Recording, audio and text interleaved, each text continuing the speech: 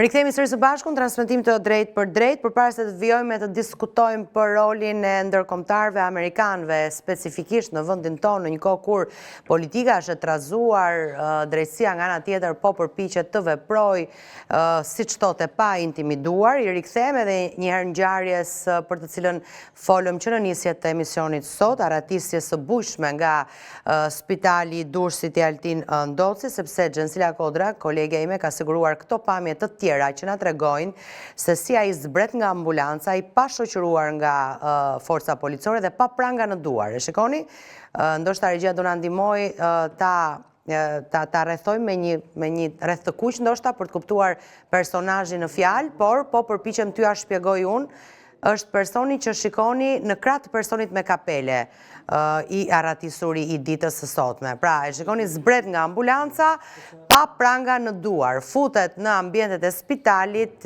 jo me pranga. Kujtoj që ai është një i arrestuar i cili po i drejtohej sot bluzave të bardha për kontrollin e radhës, kontrolli i shtat që ai kryente për veshkat, dhe hynë në spital i pa prangosur. Kujtoj që ai është i akuzuar për 4 vrasje. Nëse panelistët dëshironi të bëni një koment në lidhje me çka shikoni, zoti Brau, është i pa shoqëruar nga forca policore. Është normale kjo?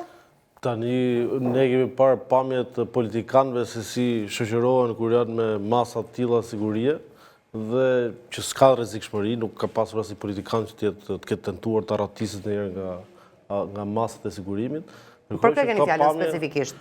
Po gjithë, një rast për shembull që mund të përmend është nëse mbani mend pamjet e zotit Saljani kur shkonte në gjykatën e Fierit për lirimin me kusht, për atë ditë që do të dilte, edhe pasi u mor vendimi i lirimit me kusht që ishte për u pranua kërkesa, shoqërimi ishte i njëjtë, me pranga, me 4 apo 5 punonjës të policisë burgjeve që e shoqëronin. Pra, masat duket që në këtë rast janë krejtësisht papërshtatshme për një person që akuzohet për 4 vrasje. Që akuzohet për vepra të tilla që janë kaq të rënda. Pra, për akuzat që i ka, i rrezikon burgimin e përjetshëm, jo më pak se 25 vite deri në burgim përjetshëm.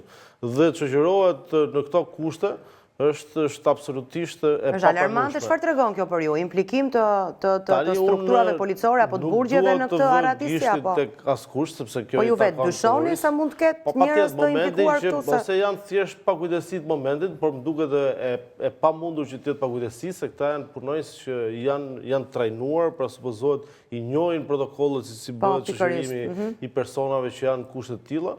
Kështu që mund të jetë pakujdesi, por mund të jetë edhe një organizim. Nëse merremi me pjesën e protokollit, pra duhet të ishin 2, 4 apo më shumë punonjës të policisë burgjeve që duhet ta shoqëronin, kjo është pjesë e protokollit.